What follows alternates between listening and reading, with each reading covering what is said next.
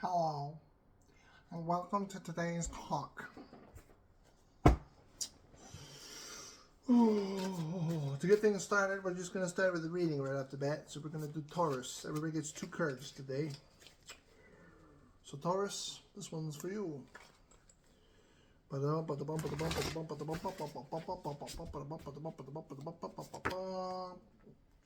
The Queen of Cups, if you're feminine energy, it means you're falling in love. If it's masculine energy, it means someone who's going to be in love with you or someone you're going to fall in love with. And it's mixed with emptiness. So it's the end of emptiness because of the love that you find. So there's your thing for Taurus. What I wanted to talk about today was money. Because the thing that frustrates me the most right now is money. The thing that's most likely going to make me give this up and go back to work is money. Because I'm fucking sick of money. Star Trek is impossible only because there's no logical way you can unite all the people of this earth together. We're still too busy squabbling over pissing contests and political lines and just basically being dicks to each other for no particularly good reason. So, without some sort of a threat or some sort of a unifying agent that brings everybody together, it's impossible to believe in Star Trek.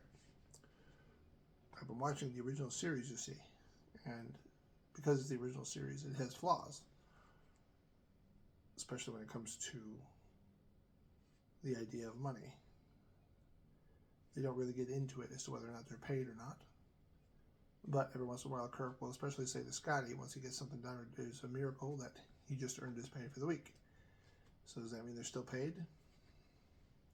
If they're still paid, it makes it impossible to believe that Star Trek could be true. Because here's what I think.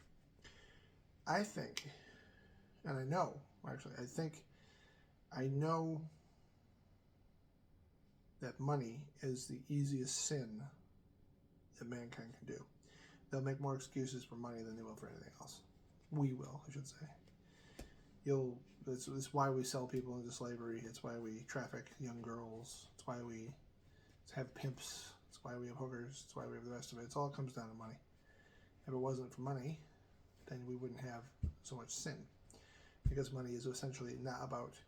Money might be supposedly the circulatory system of the world, but because it is clotted in so many unique ways, in so many unique places in the world today, we're basically the equivalent of, I'm sure, what Donald Trump's insides look like. It's basically the idea of just somebody's 2 seconds away from a coronary because the veins are just clotted with crap. There's just so much shit, so much stuff. And for us, it's not so much like about chemical agents, it's just about the blood doesn't flow. It's all going to one place and it's staying in one place, and the rest of the blood is trickled down to a very, very bare minimum. So it's like the movie Metropolis by Fritz Lang. It's like the people on top have grown so fat and so prosperous that they don't even remember what the poor will even look like or why. And they just assume that the poor are taking care of themselves because they don't even have to think about it anymore. So, I think, while money, you can't go so far as to say that money is the root of all evil, because sometimes evil exists and it has nothing to do with money, I would definitely say evil's got a pretty large stake in it. Money, that is. And I think if we could find a way to have a system where you didn't have money, then that particular thing would go down. But anyway, this is for Gemini. 2 cards. Temperance is first, 2 cups is next. So Temperance for peace, 2 cups for romance. If you want peace, you'll have to go through romance. Seek the companionship of another human being and you will have the peace you're searching for. Which means you'll have the opportunity to have this if you want it. So you should go seek it out. And that will take care of Gemini for this particular talkie reading. The secret in Star Trek that gave me all these ideas was replication. Replication doesn't exist in Star Trek, but it does exist in Star Trek The Next Generation and beyond. Until you get to Kurtzman's Trek, and then we're just not going to talk about that because I just don't want to talk about that right now. Okay? We can replicate cups, but we can't replicate coffee. Just stop, all right? We can have a food shortage, but it doesn't make any sense in the century, the 32nd century, where every single race around, no matter who it is, has some form of replicator or otherwise. Even Kivas Baggio in the Next Generation had a goddamn replicator, and he wasn't even part of the Federation or anything else. He was just a traitor, a narcissistic, sociopathic traitor. But anyway, replication is the answer. A long time ago, they had an article on Google or someplace that I was on, and it was a long time ago, so it might not even Google, but it was an article that wanted to explore how many of the things that Star Trek had that we now had achieved, because as it turns out, there were things on the list that we have achieved, for example, and the scale was 1 to 5. So 5 would be, we've done it, and 1 would be, you're kidding, right? So communicators. The communicators in, even the first phones, flip phones, look like communicators from Star Trek. Everybody knows that one. So that one would be a 5, right? And then warp travel would be a 1, because we can't even get thrusters past the first, the moon and the Mars, for Christ's sake, without, so it's like we don't have warp travel. That's way off, impossible. But the thing that caught my attention was replication, because replicators were at a 3, which means people have actually been working on it. This was several years ago, so I'm assuming by now, I'm hoping they've gotten farther ahead. But once again, money is the problem. You can't just give replicators to everybody. That would be like humanity or something. Which reminds me of something else I want to talk about. One moment while I write it down. There we are. So, the thing is, replication is the idea that you can take garbage and break it down into energy, pure energy, and then just recycle it. You can take the energy and just reschedule it, reprocess the atoms, put them in different places, give the computer a formula, and boom, you can have whatever you want. And therefore, hunger would be gone, because nobody would need food anymore. If you had a replicator, you don't need anything else. All you need to do is make sure the thing's plugged in. If you had a global network of electricity that was monitored and just generated for everybody, then the replication, especially if you could figure out a way to tie it into the replication itself, then it wouldn't, or like a network in the replication itself, then you wouldn't need anybody to pay for it anymore. Everybody could have electricity. So it would just be a perfect sphere where everybody could just have whatever they wanted. You won't have to kill Dave next door for his blue Corvette 9057, because if you want a blue Corvette 57, all you have to do is replicate one of your own in your driveway, and you can have it. And chances are, because it's your Chevy 57 Corvette, you probably make adjustments to it, because that way you can have it any way you wanted. So it's like, yeah, well, then what would you need to kill anybody for? You don't need to kill people for money. You wouldn't have to worry about drugs either, because by that point, replication would make it impossible for you to get addicted. Your brain chemistry would be something that they could change through replication. So it's like the idea that human beings could evolve is based on a simple prospect: need. Once you eliminate need, human beings get better. Is such a thing even possible? I don't know. Maybe not. And maybe that's too simple. I don't mean need as in, we need love and we need all the rest of it. I'm talking about money. Because there's just too much evil done in this world that has to do with money. Getting up to the next one. This is Cancer. And now I'm going to sneeze. I think I'm going to sneeze. Excuse me. Cancer, your 2 cards. The Ten of Swords for betrayal, the Queen of Pentacles for the Queen of Pentacles mixed together, the source of feminine energy of great planification. I don't know if you're going to get betrayed. Let me see. Or actually, it's going to be looking for betrayed. This goes for both sides too, so you want to watch your butt today apparently, because the Queen of Pentacles looks to betray you. So somebody that's pretending to be your friend, being a great provider, has ulterior motives. So watch your back. Oh my goodness. Replication. Money. I hate money. And the reason why I hate money, that's what I was going to talk about. So just consider this when it comes to money and why I despise it as much as I do. Perry Mason, the original Perry Mason, black and white back in the day. Every single episode had to do with a murder, and every single episode involved money.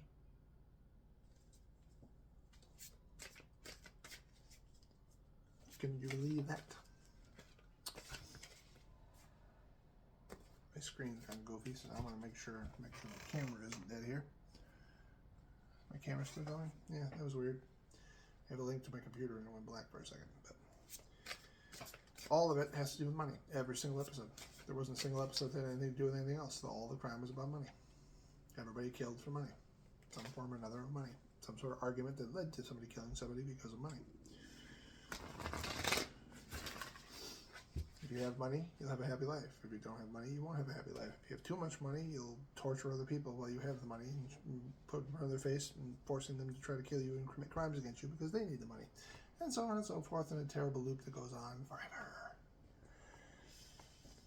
Everybody wants money, but nobody knows what to do with it when they have it. If you win money... Oh, there's another theory I have. Let's see if I can write that down. So back in the day, I used to run... Because I'm in Nevada now, I'm in Las Vegas, we don't have lotto machines, but they do in Arizona and back in New York, where I came from. They certainly did. And so in upstate New York, I had to run the lottery machine on a regular basis for customers who would come in and do it. And the thing that always bothered me is the politicians that used to come in and they would drive by the lotto tickets too. So, like the mayor of the town I was in, Oswego, would come in and buy tickets. And it would frustrate me. Company owners, basically people that obviously had a lot more money than we did, be coming in wanting to win the friggin' lottery. And I've even read up on it that the people that do have six figures that play the lottery, because I guess they just can, they win the money. And some people have suggested that it has to do with the amount of money they have, but I can tell you this, when the mayor came in and he wanted to buy his tickets, it's not like he bought 50 tickets and whatever. It was still just a regular customer, no different than any other customer trying to play in the lotto. So I came up with a theory. Why do people that already have money win lotteries, especially really big ones? And the answer I came up with was this. You're only allowed to win what doesn't alter your life.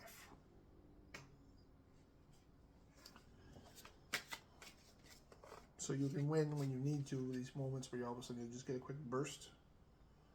But as for a life-changing amount, there is no such thing. Because most people that actually win too much money and try to change their life end up losing it all. So why would a guy who gets six figures win constantly over and over again? People think it's corruption. It's not. Think about a guy who can win that kind of money and what impact it has on his life. Nothing. He already had money. He has more of it. So there's no impact. Take a guy like Scotty Webb, the poker player. He wins the World Series of Poker, so he buys homes for all of his family. He brings them over and whatever.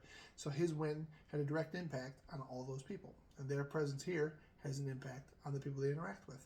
That's a major shift. But apparently it was one that was necessary for Scotty Webb, which is why he did it. I believe that when it comes to these things, when it comes to fortune and stuff like that, part of the program is balance, just like everything else. You can't just give somebody six figures and not take into account their interactions with other people.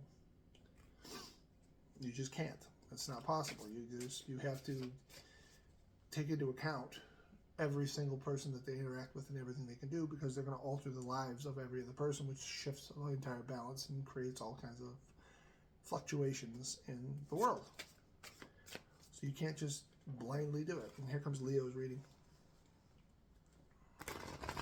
It's also why in some cases, by the way, working in the casino, I remember this, there were more than one time that I actually had a person come in desperation who lost a relative or had an emergency with a family member who needed to fly to go and be with them. And in desperation, something told them to come and play their money, and they won exactly the amount of money they needed to fly and go see their relative. And it happened more than once. It's a common event in casinos. For Leo, your two cards are the Four of Pentacles and the Queen of Pentacles again. So the Queen of Pentacles is a very conservative Queen of Pentacles in this particular one for you, Leo. If you are the Queen of Pentacles, you're being too conservative. If you meet the Queen of Pentacles, well, I assume it's supposed to be through conservatism. So you're going to meet them because of their conservatism. How the hell that comes down. They're just too uptight, is what it comes down to. So you're just too uptight. If you're too uptight, you need to loosen up, have some fun with life, and gamble, even though I just told you every reason why you shouldn't. Actually, it should help you, though, because if you actually knew, like, let's say you knew, like you were trying to play for a progressive, right? Progressive amount, where it's like, if you win this amount of money, you'll win, like, $500,000. take it into account when you go to gamble, what it is you win and what will happen if you do. And then maybe you can hit you can hit purses that won't affect your life.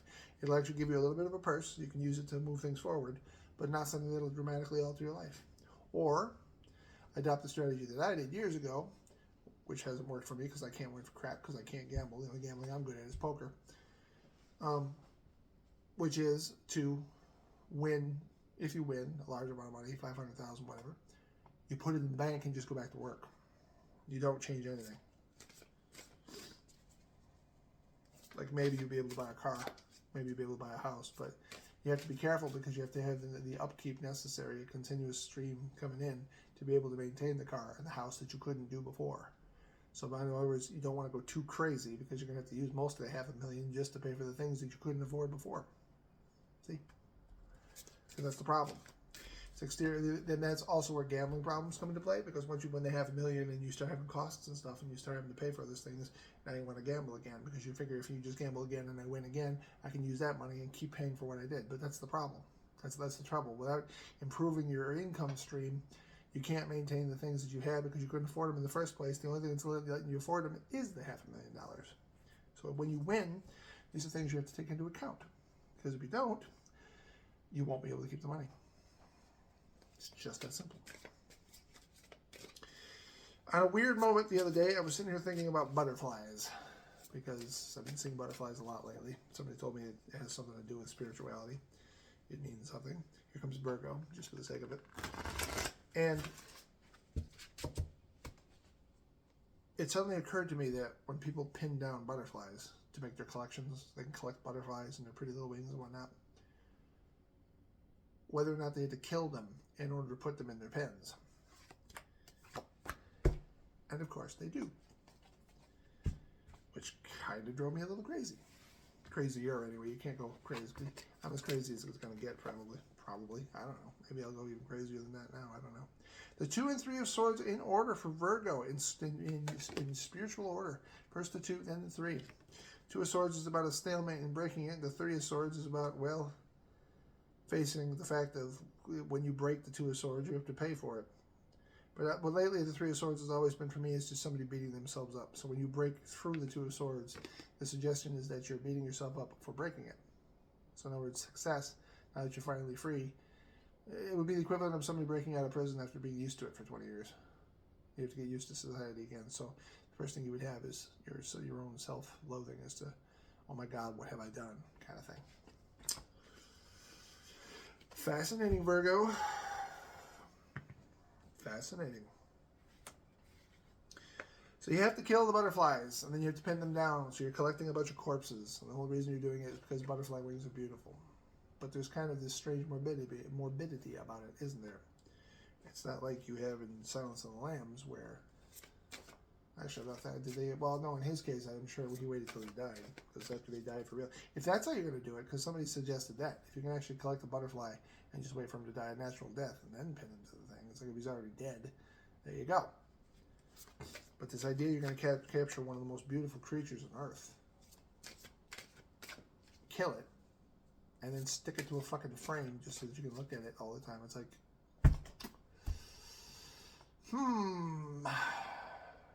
And the reason why I even bring it all up is because of the word humane. Humane is a fascinating word to me. Everybody talks about humanity, and they always talk about how humane we are. The idea is if you're treating somebody inhumanely, you're abusing them. But being the cynic that I've become, for me, I don't believe in it. I actually think it's the opposite thing. I think when it comes to humanity, it's the opposite. Like when you're being humane to something, in my opinion, is when you're torturing it, killing it, abusing it, raping it, whatever. That's humane, because that's what humanity is. To be inhumane is not to be nice to it. It is not to be cruel to it. It's actually the other way around.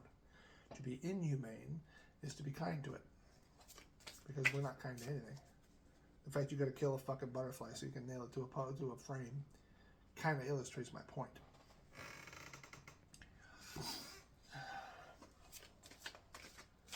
I'm a little bit horrified now that I actually see that. It's like, okay, so that's terrible, especially because it's one of the most harmless creatures on Earth. And how could you why would you want to dominate such a, I mean, just... Strange side note, it's also why I'm not a big fan of pets. The two pets I have a problem with. I don't have a problem with any of the pet other than the following two: fish and birds. And the reason why I have a problem with it is because birds should be able to fly. To take a bird and put it in a cage, I just can't think of anything more inhuman, more humane, more cruel. Because it's like, why would you take something that could fly away and just put it in a cage just so you could look at it? It's just, you're putting it in prison. And it doesn't deserve it because you're literally giving it a jail cell. And for what? Just because you want to make it a pet. I don't have a problem with if you actually take them out and you let them fly. Like if you you actually, because I've seen people, they have macaws and they just walk around with them sitting on their perches and what they sit on their thing. That's fine. They can fly. You want to take them outside or whatever. It's not quite the same thing. But the idea you're just going to keep them in a gilded cage, it's like that just seems wrong. If something can fly, you should let it fly. I wish I could fly. Just go outside and just have enough of this crap. You just spread your wings and take off. You wouldn't have to buy tickets to go to Hawaii. You just have to have really strong arms. Kidding. Mostly. But anyway. And fish, the only reason I think of fish is because like it's like the idea of putting a fish in a fish bowl. I don't know why first of all, you can't pet them anyway, so you can't actually touch a fish. And secondly, it's like you're putting them in a fish bowl. I mean, I'm going to take a fish and just let him put him in this little jar, and I'm going to let him swim around in there until he's dead. It's like, no. I mean, it's one thing if you have an elaborate aquarium, like you have this big, huge, ridiculous aquarium, let them swim back and forth. But even then, it's like you're just going around, let them go around in circles. I don't know. Dogs are different because there's a give and take. Cats are different. There's a give and take. There's things you can do with cats and dogs, lizards, whatever, snakes. But I just, when it comes to fish, it just seems almost cruel. It's like you're just putting them in a little glass prison. And just admiring them while they slowly swim themselves to death. It seems terrible. But that's just me. It's not illegal to go and have birds and pay fishes. But if you want to go have a bird and a fish, knock yourself out. Libra. Boy, oh boy, the Ten of Swords isn't going to just go away today, is it? Libra, you're looking at the Page of Pentacles, a plan, and the Ten of Swords, which is a warning. Be careful with your plans. Make sure you always have a plan and always don't ever rely on them because it seems like somebody's out there to try to sabotage your plan. So be careful.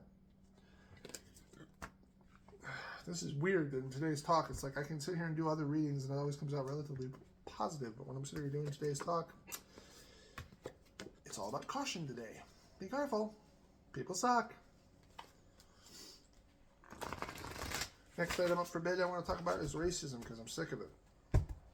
Not the actual racism itself. I'm a white dude trying to talk about racism. I can already hear everybody out there being like, what do you have to say about it? I have to say a lot about it. In my opinion, you want to get rid of racism, first thing you need to do is kill the word. I mean, kill it. Just get rid of it.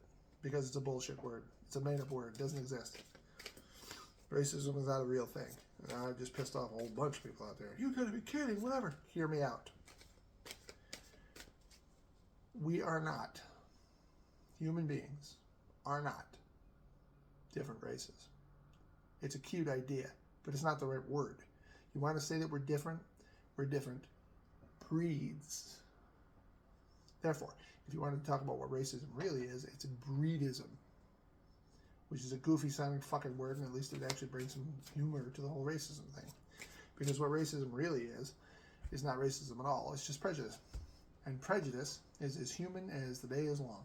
Every single human being on the planet has encountered prejudice in some form or another. Every human being on the planet has had prejudice in some form or another. You don't believe me? Real simple. You have to choose between, I'll give you a set of books. There's a bunch of books on the shelf. You don't know anything about them. You have to pick one.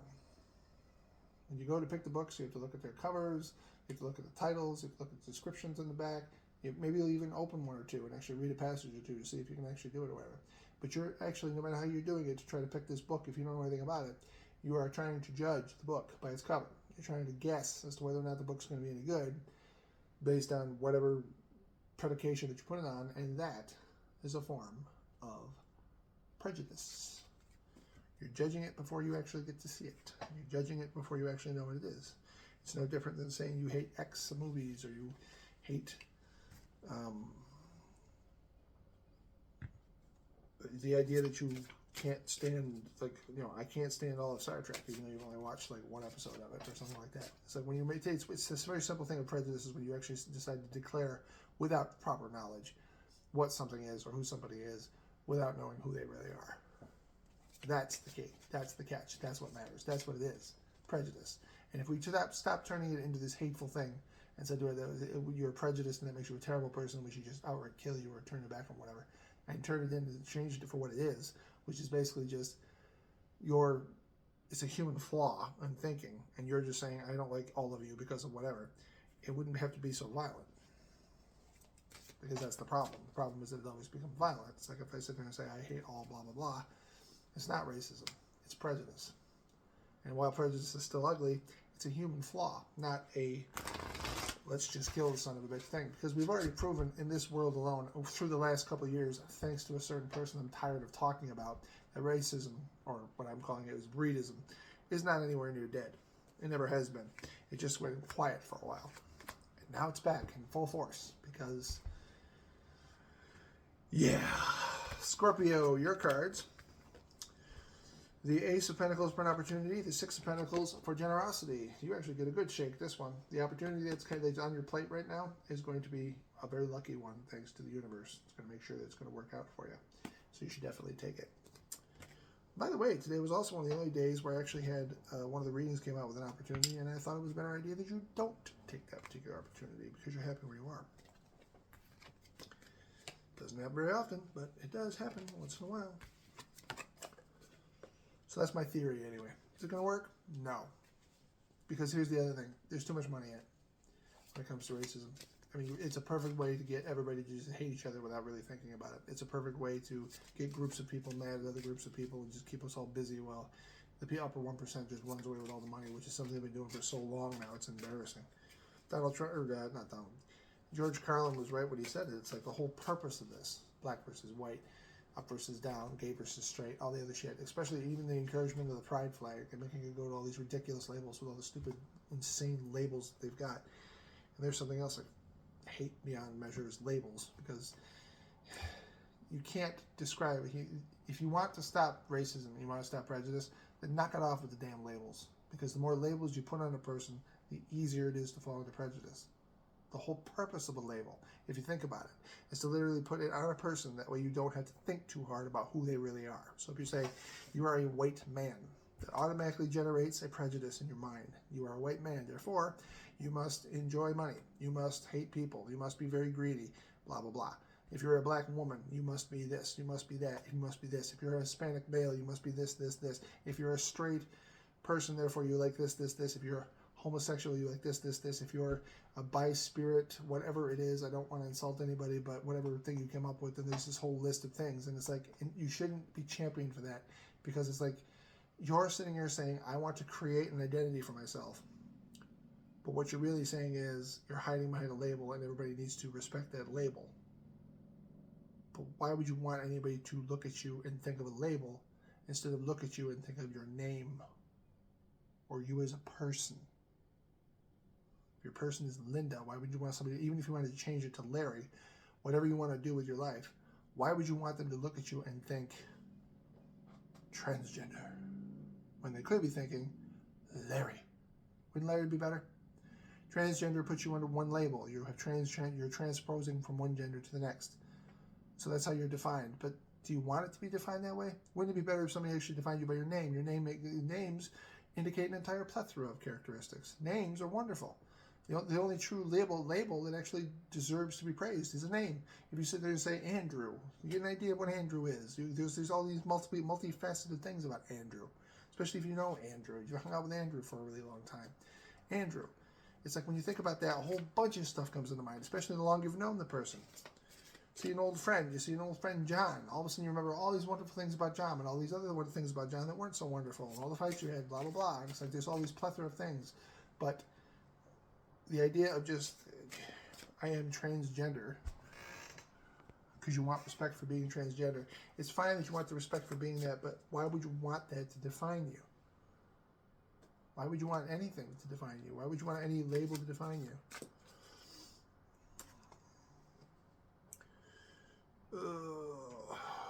coming up to Sagittarius here in a moment for readings, almost at the end. I wonder how many people actually go through and watch this entire thing. If I had more time, I'd be able to sit here and actually label all the videos like I want to, but... Ooh, pair of tens! Wands and swords. Not the best. It's Sword Sucker, man. He's been just flying today. No matter how many times I shuffle these cards, he's just sticking around. So too much work and too much betrayal. Too much work and too much betrayal. You're in some serious shit.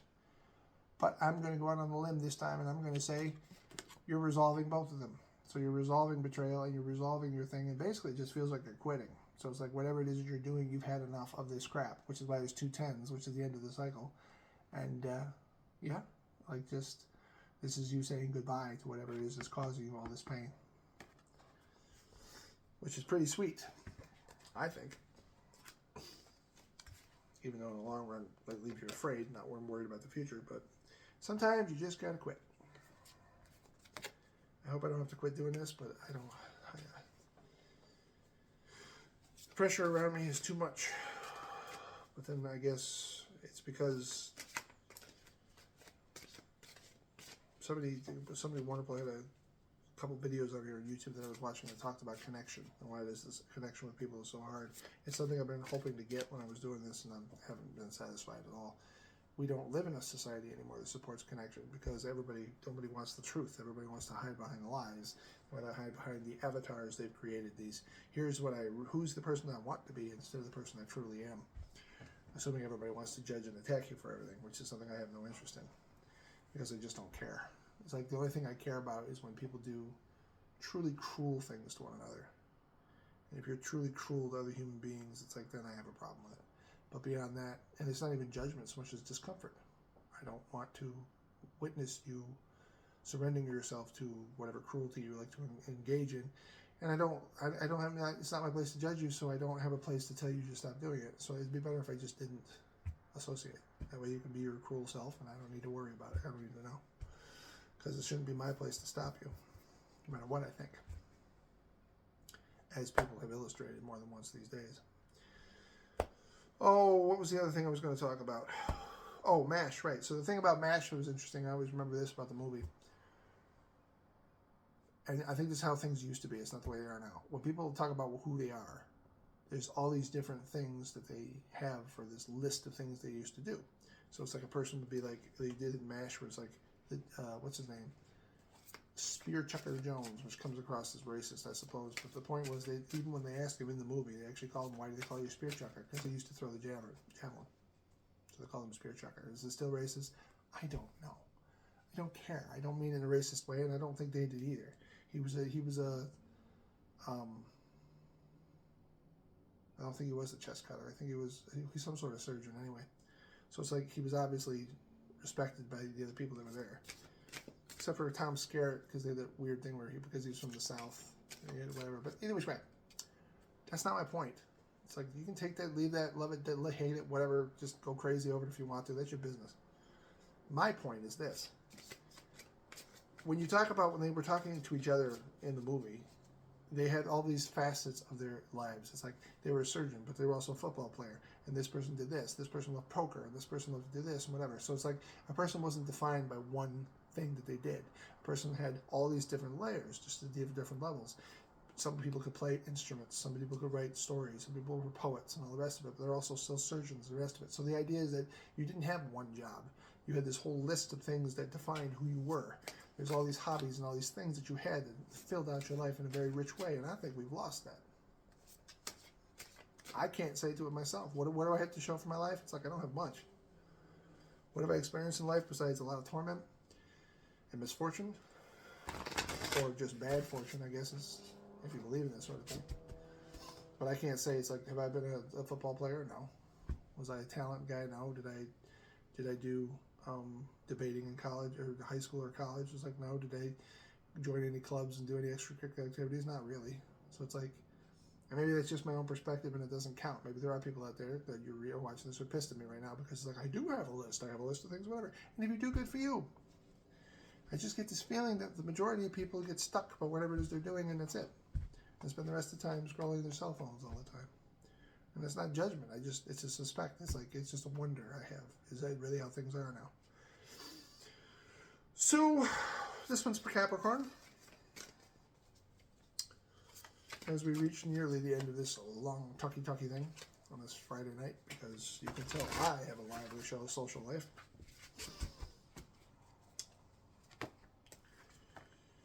Oh, the 2 and the 5 of Swords this time. It's not a very happy evening when it comes to these readings, is it? So for Capricorn, you got the 2 of the Swords and the 5 of the Swords. You're breaking a stalemate and getting past some sort of mistake that you've made. And I would say the mistake, it's because these two is a combination reading.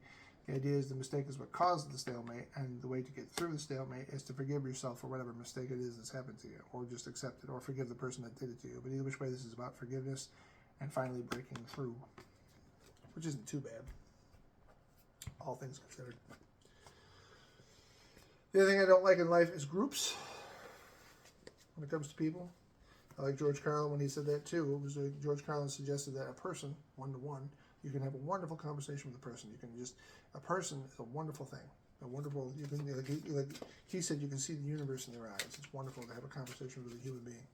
But you get groups, even 2 or 3, and all of a sudden now you don't get the real person. You get the person influenced by the number of people in the group, because people will be converted to join whatever group they're in. Something that comes to my mind lately is the Church of Jesus Christ of Latter-day Saints, when the girls have been coming by to talk to us as we sit out trying to enjoy the air before it gets too much hotter here, which it's already starting to do because it's May now, to come up and try to convince us to join the Church of Jesus Christ of Latter-day Saints with all these wonderful speeches about the Bible and quotations from the Bible, trying to get you to recruit and begging you to come down to church so you can actually join it, and giving out cards and talking and calling you on the phone and getting your email and bothering the hell out of you, because the idea of the game is to recruit you. And I always sit and wonder about it, because I sit there and go, do these people actually believe this stuff, or is this just you're trying to build an army for whatever you're trying to build an army for? This one's Aquarius. You're building an army. To what end? Only they knew. Queen of Cups and the Knight of Swords. You're determined to hang on to that love that you got no matter what. No matter which energy you are. It doesn't make any difference. This is about the determination of hanging on to love at all costs.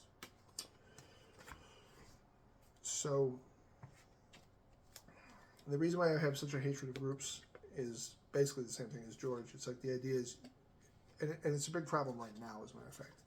The idea is that when people start grouping together, they become dangerous, especially if people are joined by an ideology that sucks. ICE comes to mind almost immediately. A group of people that are on the same page in the same club, basically saying it's okay to do horrible things to human beings because they're the wrong color, and because authority figures have given them the ability to do it. It's the Milgram experiment. Stanley Milgram, in the movie Experimenter, really ties it up nicely, but he was the one who was studying genocide. Why genocide happens in the world. Because 70% of people will follow, while 30% of people won't. The experiment had to do with people that were given a chance. They came in, they were paid to do an experiment, where one of them would be the teacher, the other would be the student. The student would be in the back. They would give them all the answers one time through for the questions, hook them up to electrodes, go out to the front, and then the teacher would sit and every time the student got the answers wrong, electrocute the student and then raise the voltage. And there was a person in the room that would watch the whole thing as an authority figure. And my cards are just flying off the table. I suppose I could toss that as a toss card for the 10 of Wands. I am releasing you from your burdens. Am I? Anyway, 70% of people will, because in the end, the electrocution, they would take it all the way to the last level where literally electrocute the person to the point where they either passed out or died. 70% of people would do it as long as there's an authority figure in the room telling them that they are not responsible, that they do not have to be paid for it, that they're not the ones that are responsible for doing this. So as long as the authority figure says, I'm going to take responsibility for this, the follower will electrocute the person. 70% of the time. 30% of the time they say, screw that, and then they get up and walk out of the room. But it should be noted that at the time they don't realize that when the 2 people come in, one of them gets to be the student, one gets to be the teacher, is rigged. Every single person that goes in as a volunteer is a teacher. The student's part of the game. So all the student has to do is just sit in the back room and act. as the light goes on, he just has to act as if he's screaming or banging on the door or begging to be let free and all the rest of it. But the point is that the experiment has been done over and over again throughout time, and the results are always the same. 70% of people will follow, 30% of people won't. And this is the same when it comes to military, when it comes to ideologies, when it comes to the rest of it. 70% of people will follow whatever ideology is running at them at the time, happily doing it, and the other 30% will resist. The balance isn't 50-50, it's 70-30, and now I'm going to do the Pisces reading. It's how Rwanda happened, it's how every genocide and it's how things just go wrong. All of a sudden everything goes crazy. For Pisces, we have the Six of Pentacles, which is luck from the universe, generosity, and the Queen of Wands. So you get to either meet, or if you either meet the Queen of Swords, which is feminine energy of great desire, or you are the Queen of Wands, and therefore, I said Swords, didn't I? Queen of Wands, and therefore, if you are the Queen of Wands, you get whatever it is you desire as a gift from the universe. So Pisces is going to luck out today. There's only one left, and when it's done, then I can stop. We'll stop talking, and then this will all be over.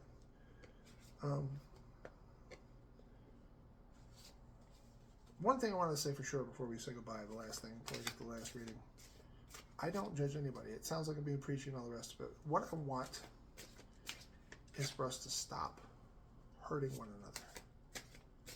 Because we're in a state we shouldn't be in. And I don't even mean just America, I mean the world. We're still in a state of smallness in our brains, where we're still resorting to hurting each other without a good reason. The past, you can make an argument one way or the other that we didn't know better, or we were uneducated, or we were desperate, or we needed resources, or whatever reason you had for killing, wanting to kill, whatever. We were hungry. We were, whatever idiot thing you wanted to come up with. But the problem is, this is now a time when none of that should matter. This is now a time when now we're all smarter than this. There is no reason for us to be doing what we're doing. We have no excuses. Something that's been bothering me is the idea of St. Peter. You're supposed to go to the pearly gates and talk to St. Peter. You're supposed to, I don't know, tell him about your sins or something. Like he asks you how you died or something. And then you're supposed to be allowed into heaven. What is your excuse going to be to God? What is Donald Trump's excuse going to be to God? What is all the people under him is excuse going to be? What if they really do trigger World War III? What if nuclear bombs really do blow away the Earth? What if we do end up destroying most of the Earth's surface and killing X amount of life on this planet? What are we supposed to say to God? We didn't know any better? Wasn't our fault? Because if you think that somehow your life doesn't matter, you're wrong. And if you think somehow that like you're expunged from stuff because you don't think that if human cruelty and human meanness to each other, if you don't think it means anything on a small scale, you doing something to a person causes them to do something to another person, causes them for something to do another person, and on and on and on in one endless chain. We need to stop being dicks and start caring about one another. We need to stop trying to compete with each other and try to beat each other and kill each other and start cooperating, because we're in danger.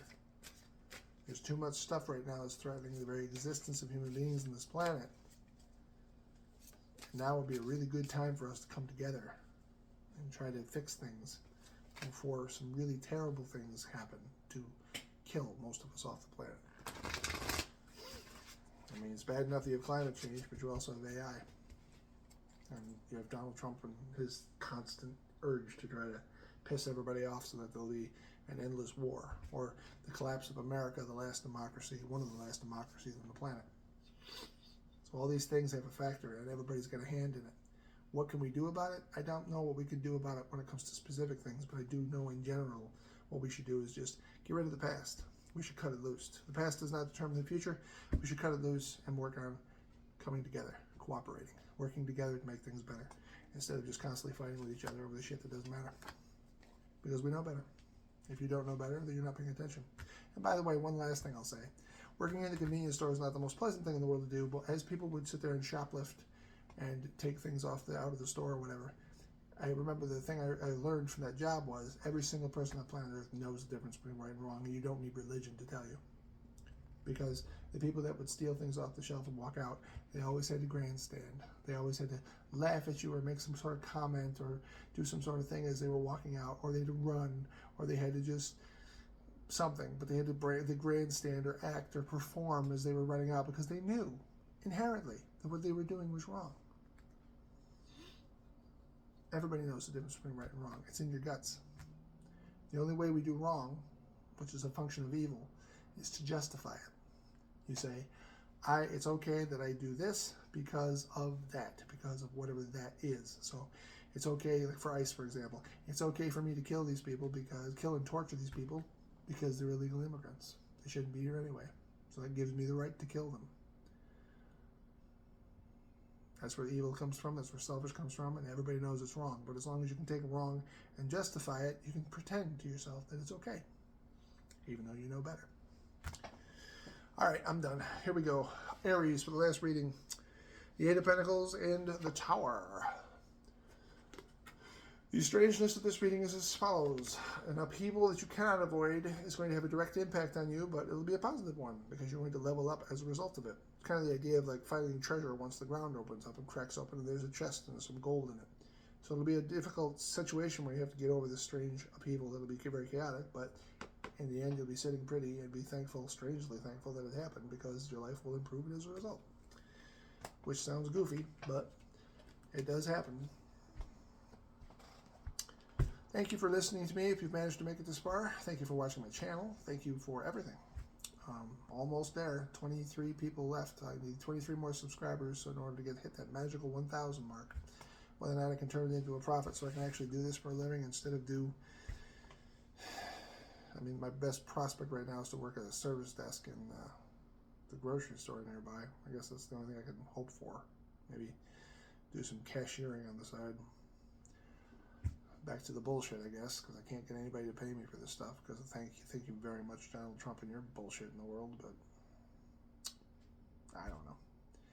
I'm not gonna sit here and whine about it anymore. So whatever happens, happens. Thank you for watching this video. If you like it, please like and subscribe to my channel. There'll always be more videos. I hope you enjoyed this talk. And if you have anything you want to comment, go ahead and comment in the comments.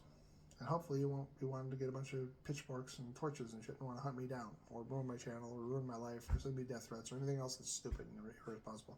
My opinions are my own. I'm not asking anybody. These are my opinions and I think this is what we should do. Do you have to agree? Of course not. But that's what the whole point of democracy is supposed to be, isn't it? Like we're all supposed to be able to have our opinions and not necessarily agree. Let's just agree to disagree without having to go, I need to come to your house and shoot you in the face, because that doesn't really solve anything, does it? Anyway.